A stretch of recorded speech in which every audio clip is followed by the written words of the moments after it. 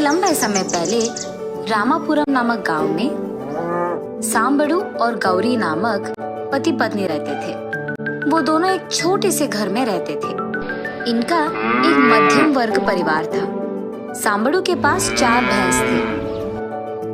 वो हर सुबह उनसे दूध निचोड़कर उस दूध को बेचकर पैसे कमाता था। आए हुए उन्हीं पैसों से वो अपनी जिंदगी चलाता था। वो उन भैंसों को उसके घर के बाहर बांध देता था।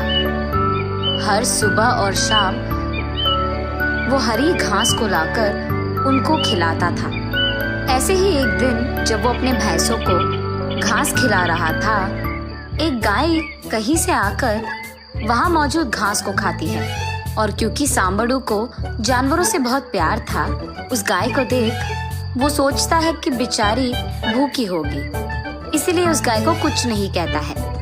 वो गाय वहां की घास खाकर चले जाती है। अगले दिन सुबह वो गाय वापस आती है और घास खाकर चले जाती है। ये देख सांबड़ू की पत्नी गौरी उससे ऐसे कहती है, सुनिए, वो गाय हर रोज हमारे पास घास क्यों खा रही है? वही मैं भी सोच रहा हूँ गौरी। जानवर है इसीलिए मैं भी कुछ नहीं कह पा रहा हूँ। ठीक है जी, लेकिन आपको पता है ना, गाय का दूध सेहत के लिए बहुत अच्छा होता है, इसीलिए उस गाय का दूध निचोड़ो, हम पिएंगे। ठीक है गौरी। ये कहकर दूध के लिए कटोरी लाकर उस गाय का दूध निचोड़ता है। लेकिन उस गाय के दूध को सोने के रंग में देख वो चौंक जाता है। गौरी, गौरी, ये दूध देखो, सोने के रंग में है। सांबड़ू की चीखें सुन गौरी जब वहाँ पहुँचती है, सोने के रंग में दूध देख वो भी आश्चर्यचकित हो जाती है। ये क्या है जी? दूध सच्ची में सोने का रंग है? वही तो मुझे भी नहीं समझ में आ रहा गौरी। तब वो दोनों उस दूध को लेकर घर के अंदर रसोई घर में उसे उबालने की कोशिश करते हैं। उबालते वक्त वो दूध सांबड़ू और गौरी की आंखों के सामने ही चमकते हुए सोने की गांठ में बदल जाती है। ये देख सांबड़ू और गौरी खुशी और आश्चर्य एक ही साथ महसूस करते हैं। उसके बाद सांबड़ू उस गाय को उसके घर के बाहर बांधकर उसको खाने के लिए घास देकर सो जाता है। सुबह उस भैंस और गाय को रखे हुए जगह को साफ करने सांबड़ू जाता है। उस गाय के पास जाने पर वो देखता है कि उसके पैर के पास फिर से सोने का गांठ मौजूद है। आश्चर्य में तब वो उस गोबर को एक टोकरी में डालकर घर के अंदर जाता है। घर के अंदर जाकर गौरी, गौरी ऐसे उसके बीवी को पुकारता है।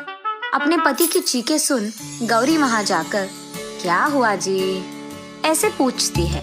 अरे ये देखो, उस गाय का गोबर भी सोना है। वो देख खुशी के मारे गौरी ऐसे कहती है, सुनिए, शायद हमें इस स्थिति में देख भगवान ने खुद इस गाय को हमारे घर भेजा है। मुझे भी ऐसे ही लगता है गौरी।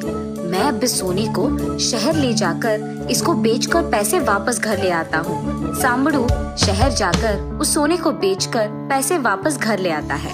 उसके बाद ऐसे ही कुछ दिन सांबड़ू उस सोने के दूध और सोने का गोबर लेकर उसे शहर में बेचकर उन पैसों को जमा करता है। जमा किए उन्हीं पैसों से सांबड़ू और गौरी एक बड़ा घर लेते हैं और इतना ही नहीं, उन जानवरों के लिए भी एक बड़ा सा जगह लेते हैं। ऐसे ही वो उस गाय के दूध और गोबर से आए हुए पैसों को जमाते रहता है सांबड़ू। सांबड़ू को ऐसे ही एकदम अमीर बनते देख गांव में सारे लोग उसी के बारे में बात करने लगते हैं। उसी गांव में रंगड़ू नामक एक आदमी को ये बात हजम नहीं होती है कि सांबड़ू इतने जल्दी इतना अमीर बन गया। रंगड़ू को जानना था कि सांबड़ू ऐसे अचानक अमीर कैसे बन गया, इसीलिए वो एक रात सबके सोने के बाद सांबड़ू के घर चोर की तरह जाता है। सांबड़ू के घर में मौजूद सोने का गोबर देते एक गाय को देखता है। आहा, तो सांबड़ू इसके द्वारा कमा रहा है। ऐसे सोचकर वो उस गाय को हासिल करने का एक योजना बनाता है। रंगड़ू अगले दिन सुबह ही सांबड़ू के घर जाकर उससे ये कहता है, सांबड़ू, तुम्हारे घर आए हुए गाय मेरी है। वो हमारे घर से भाग गई है। मैं हर रोज उसे ढूंढ रहा हूँ। जब मैंने सबसे पूछा तो उन्होंने बताया कि तुम्हारे घर आई है, मुझे मेरा गाय वापस दे दो यार। ये सुनकर सांबड़ू, क्या ये तुम्हारी गाय है? नहीं हो सकता, अब मैं उसका पालन कर रहा हूँ, मैं नहीं दूंगा, ऐसे कहता है। कैसे नहीं दोगे? वो मेरी गाय है, बहुत पैसों से उसे खरीदा है मैंने। अब अगर तुमने उस गाय को वापस नहीं किया तो मैं तुम्हें पंचायत लेके जाऊंगा और वहां मैं सबके सामने बोलूंगा कि तुमने मेरी गाय की चोरी की है। तब वो गाय के साथ जुर्माना भी भरने बोलेंगे। पंचायती का नाम सुनते ही सांबड़ू बेचारा डर कर, ठीक है लेके जाओ, ऐसे कहता है। उस गाय को लेकर दुष्ट हंसी हंसते हुए जाता है रंगड़ू।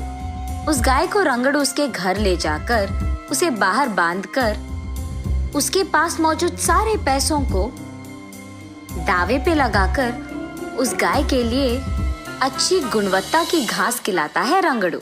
लेकिन बहुत खाने के बावजूद वो गाय थोड़ा भी गोबर नहीं देती है। दूध निचोड़ने का प्रयत्न भी करता है रंगड़ू, लेकिन दूध भी नहीं देती है वो गाय। लाख कोशिशों के बाद भी वो गाय रंगड़ू को कुछ नहीं देती है। फिर रंगड़ू को लगता है कि उस गाय को परेशान करने पर वो शायद दूध या गोबर देगी, इसीलिए वो उसे परेशान करने लगता है। लेकिन उसके बावजूद वो रंगड़ू को कुछ नहीं देती है। उसे परेशान करते हुए देख उस गाय को बहुत गुस्सा आता है, इसीलिए वो रंगड़ू को लात मारती है और उसके सींग से मारती है। तब रंगड़ू को लगता है कि वो जानबूझकर उसके पेट में सारा सोना छुपाकर रख रही है, इसीलिए 2 दिन उसको कोई भी घास नहीं खिलाता है। बेचारी गाय से भूखा पेट सहा नहीं गया, इसीलिए वो एक रात रस्सियों को तोड़कर वहां से चले जाती है।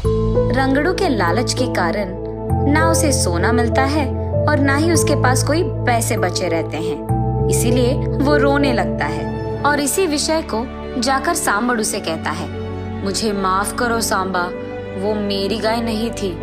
मैंने देखा कि वो गाय तुझे सोना दे रही थी, इसीलिए लालच में आकर मैंने ऐसे किया। अब मेरी आशा ने ही मुझे निराश कर दिया है और मेरे पास कोई पैसे नहीं है। तुम क्या मेरी सहायता कर पाओगे? ऐसे विनती करता है। गाय के चले जाने की वार्ता सुन सांबड़ू बहुत निराश होता है। जब वो गाय भूखी थी मैंने उसे खिलाया, इसीलिए उसने मेरी मदद की है। मैंने ये सब कभी लालच में आकर नहीं किया, मैं सिर्फ अपना काम कर रहा था। ये सब तुम्हारे लालच के कारण ही हुआ है। अच्छा, उसको भूखा रखने के कारण ये तो होना ही था, अब भुगतो। ये कहकर अंदर चले जाता है सांबड़ू। सारे पैसे खोकर